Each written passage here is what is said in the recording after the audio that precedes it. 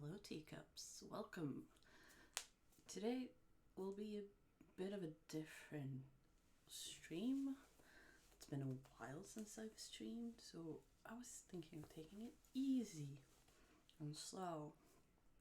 So I will be reading a story that I've read before that I've found to be really nice. I like the characters, I like the story. I liked the other stories that this author have written. So, I will probably not be keeping a check of the chat until after, or if there will be a pause.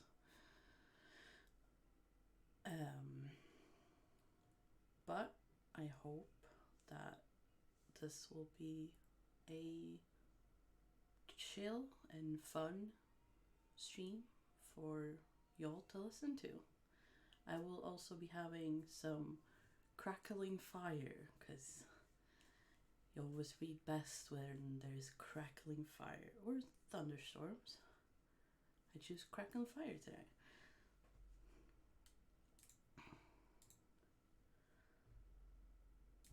So I hope that my voice will be heard over the crackling fire. If there's any problem with that, please write in the chat and I will see if I can fix the audio. But welcome to We Three Kings, written by Polka Dotted Giraffe 11 on fanfiction.net. Summary. The Twilight Saga had it wrong. Isabel Swan wasn't the only sibling caught in the mythical world of vampires and shifters. Charlie had another daughter, older half-sibling to Isabella, Anastasia Swan. Her story, however, had taken her to the heart of Volterra and the Volturi. Prologue. The castle in Volterra was stunning. The Gothic style, brick, marble, and arches, a sight to behold by any human or vampire. While many would assume it to be dark and foreboding, it was well lit, something Bella admittedly wished she could appreciate as she marched down the halls with trepidation, wedged between Alice and Edward, the Volturi guard members, Jane and Felix, escorting them. On their journey to Volterra to rescue Edward, Alice had quickly filled Bella in on the rulers of the vampire world and the rules. Bella wished she didn't know, wished desperately that she was back home in Forks, Washington. In some cases, ignorance was bliss. This was one of those cases, despite the fact she was once more in Edward's arms. "Jane, dear one, you've returned!" Aro cried in evident delight as the group pushed through to what is obviously some sort of throne room. "Yes, master," Jane smiled, her expression almost looking angelic and childlike. "I brought him back alive, just as you wished." "Ah, Jane, you're such a comfort to me." Aro smiled again, and before turning to see Alice and Bella. "And Alice and Bella too!" Aro rejoices, clapping his hands together. "This is a happy surprise. Wonderful." Aro then turns to Felix with a glance. "Felix, be a dear and tell my brothers about our company. I'm sure they wouldn't want to miss this," Aro commands. "Yes, master," Felix nods, before disappearing in a flash. You see, Edwards, what did I tell you? Aren't you glad that I didn't give you what you wanted yesterday? Aro asks, almost scolding. Yes, Aro, I am. Edward agrees, tightening his hold on Bella. I love a happy ending. Aro sighs in an almost fake, unsure way. They are so rare, but I want the whole story. How did this happen?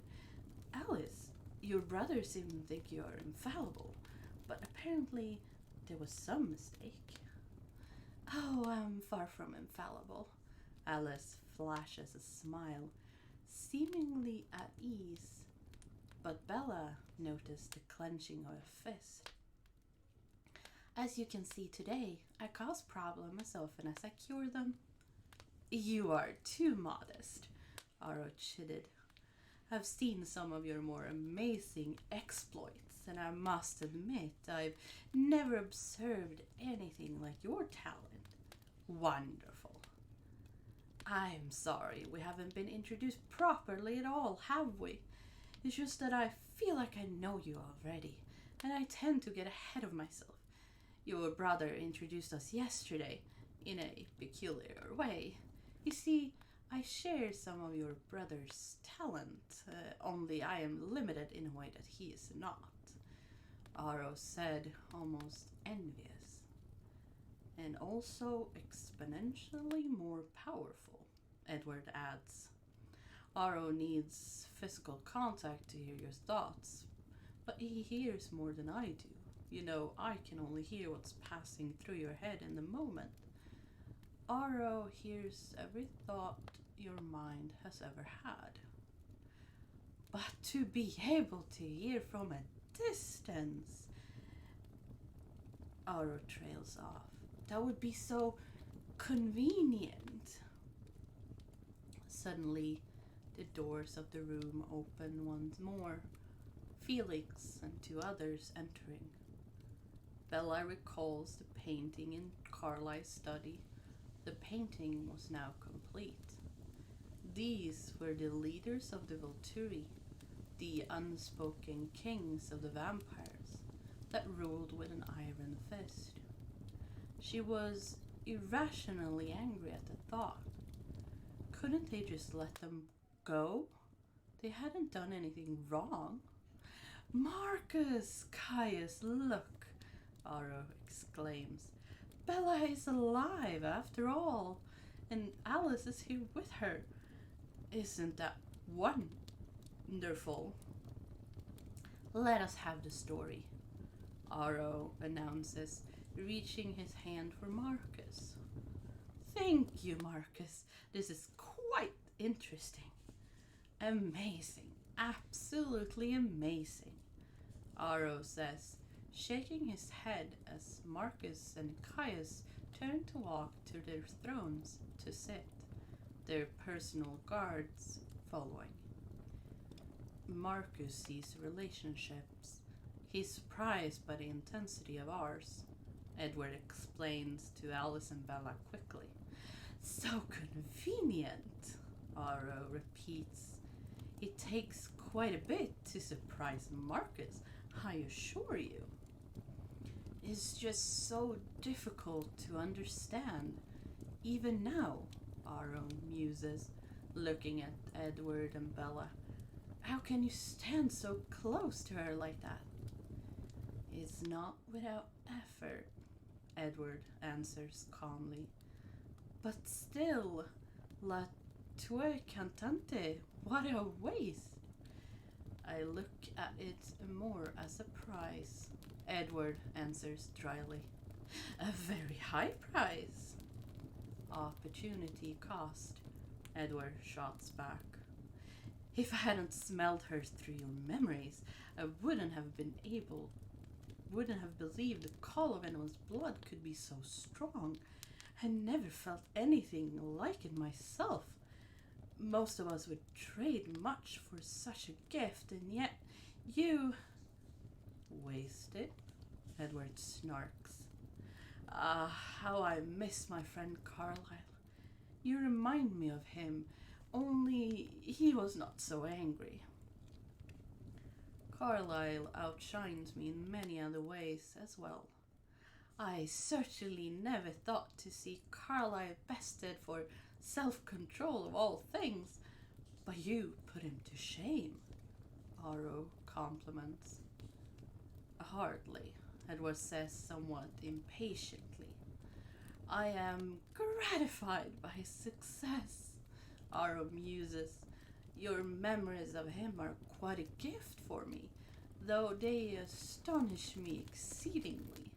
I am surprised how it pleases me. His success in his unorthodox path he's chosen. I expected that he would weaken with time. I scoffed at his plan to find others who would share his peculiar vision, yet somehow I'm happy to be wrong. But you're restrained, Aro continues.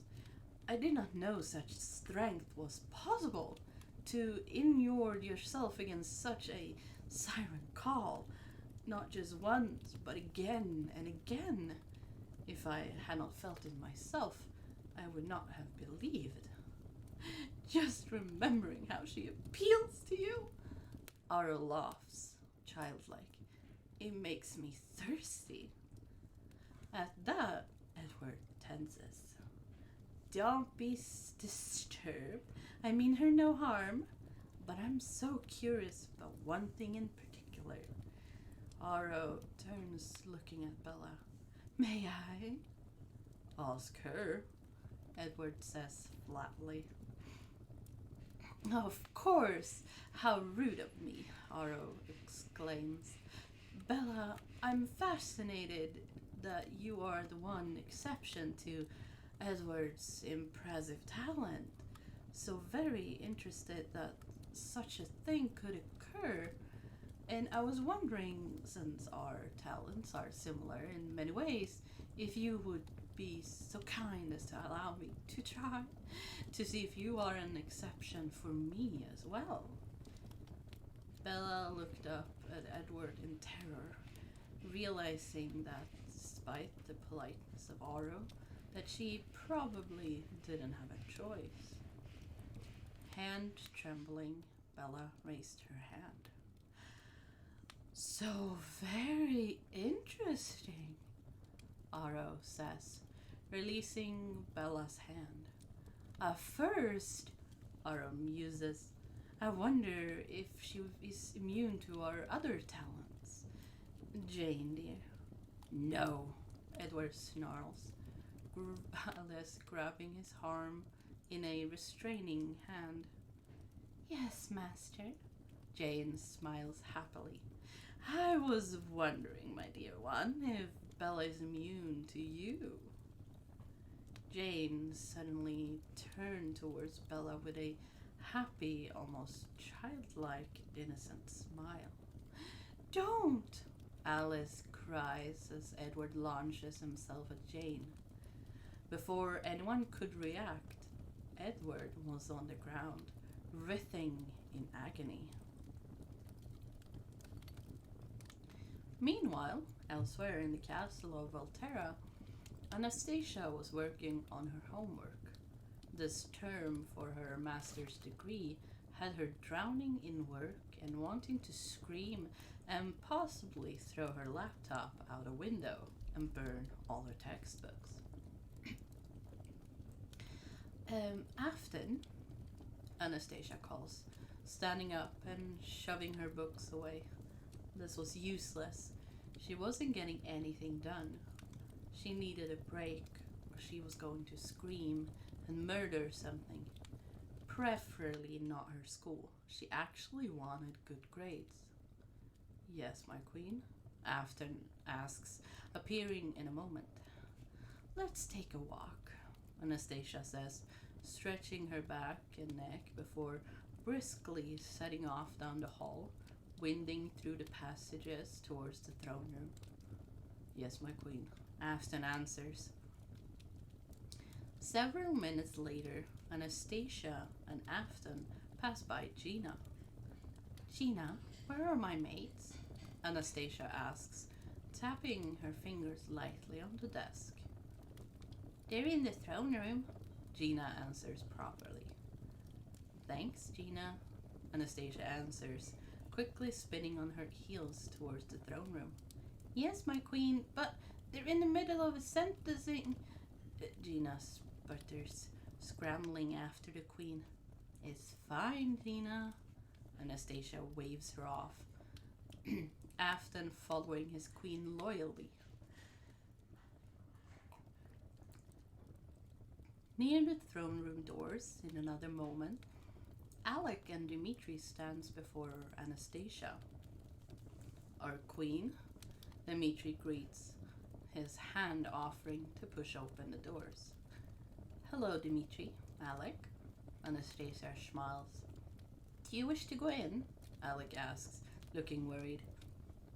And the masters are holding a... He's fine, Anastasia sighs, rolling her eyes. Honestly, everyone was always so worried about her. It was ridiculous. She was in Volterra, surrounded by vampires. It was hardly like she was going to get hurt. She was probably the most well-protected human in the world.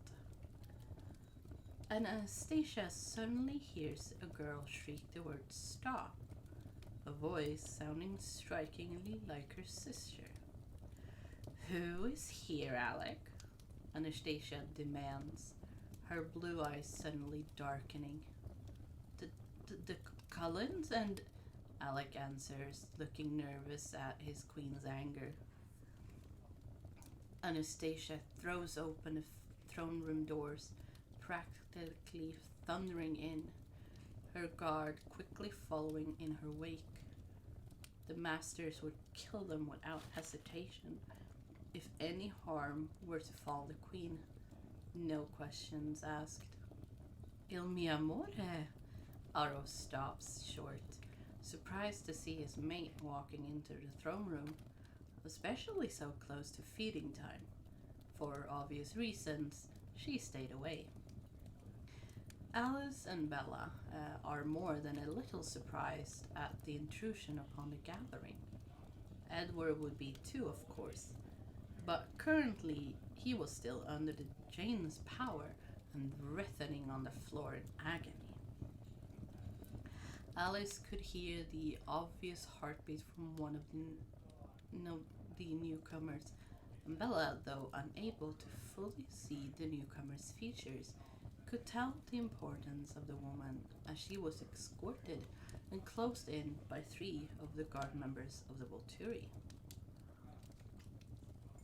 Don't il mio amore mi an Otto, Anastasia snaps, shooting Otto a look as Marcus and Caius stand from their throne rooms, wanting to greet their mate. Suddenly, it was as if the Cullens and Bella didn't exist anymore. Jane, Anastasia recalls the younger woman, as whimpers are irritating me.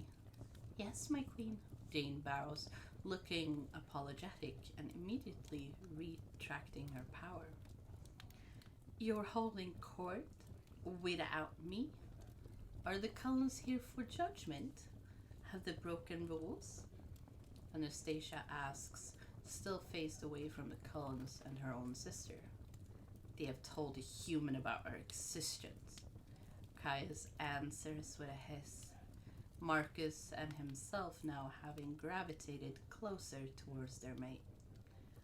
I'm human, Anastasia taps her foot, crossing her arms in front of her and rolling her eyes.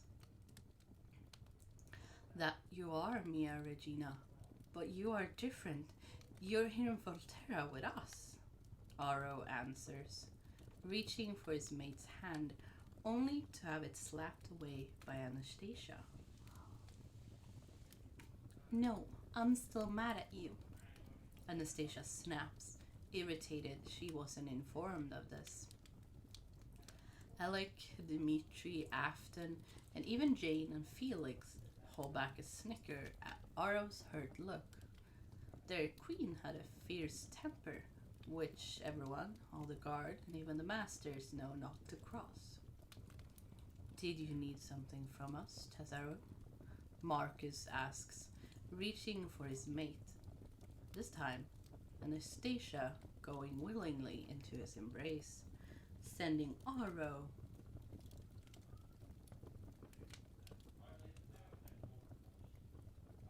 Marcus a jealous look. Typically, the three soul brothers didn't mind sharing. The bonds they share with their mate shared equally.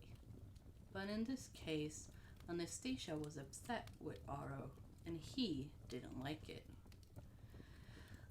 Nothing specific. I was just bored. Schoolwork is tiring. I wanted to throw my laptop out the window. Anastasia says ruefully, with a slight laugh. We shouldn't have that, Miyakato, Marcus says, running his nose along his mate's neck, inhaling the sweet and comforting smell of her. Now that Edward wasn't in agonizing pain, he tried to get a read on the human's mind. But similar to Bella's, he couldn't. It was as if he was shielded or bounced off. This, of course, was Afton's doing, which was why he was a part of her guard. Since Anastasia had come to Volterra, she had been working with Afton to strengthen his gift from being just a physical shield to a mental one as well. Now, about the court you're holding. Anastasia taps her foot again, pushing Marcus away from her neck, but allowing Marcus and Caius to lead her towards her own throne. The fourth one, that Bella hadn't even noticed was there. Yes, what do we do with them now? Aro sighs, turning back to face the Cullens and Bella. The law claims them, Caius hisses maniacally. How so? Edward demands, tense. She knows too much. You have exposed our secrets. Caius explains, almost bored. Anastasia? Bella shrieks, finally catching sight of her older half-sister as she settles on her own seat, seated between what would be Aro's seat and Caius' throne. Hello, Bella, Anastasia says calmly.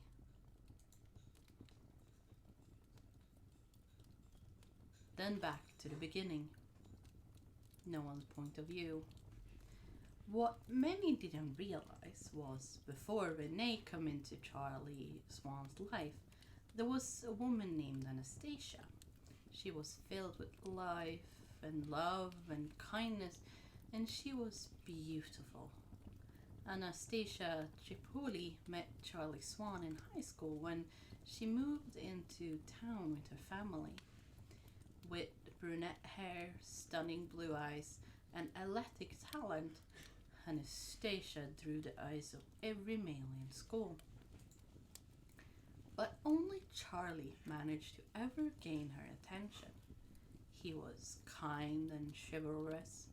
It also helped he was the starter quarterback and quite the looker. Everyone who knew them thought they were going to be together a lifetime. Charlie Swan and Anastasia Tripoli married shortly after high school graduation. A year and a half later, Anastasia announced she was pregnant. He was a girl. But tragedy would strike. Complications would take Anastasia from Charlie, and Anastasia Tripoli would die. Anastasia Grace Swan, a blue-eyed little girl, a mirror image of her mother, 7 pounds and 3 ounces, was born.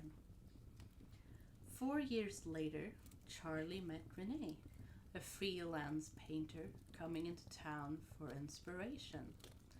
A whirlwind romance, and perhaps that was Charlie's mistake. hoping to ease the ache from Anastasia's passing and wanting a mother for Anastasia, his 4-year-old who he loved with everything in his being. 2 years later, Isabella was born. That too didn't last, but the divorce hurt far less than Anastasia's passing had, though losing custody of Isabella hurt. Charlie loves his youngest daughter. How could he not? Anastasia Grace stayed with him. Renee didn't want to raise a child that wasn't hers. Charlie couldn't help but be angry and resent her for that. Anastasia didn't mind, however. She had always been a daddy's girl, though it made her sad to see her daddy sad and to lose her little sister because now she had no one to play with. Anastasia was 10 when her daddy and Renee divorced, but she understood it was for the best. Years passed, and Anastasia continued to grow into the young teenager that Charlie would later see flourish, and sooner or later the young adult, her path leading her straight to Volterra. And that is where we'll end for today. It's a bit short, but that's how it is sometimes. Shorter chapters means shorter stream. I hoped that you had a wonderful time, that you enjoyed hearing this story being read instead of just reading it.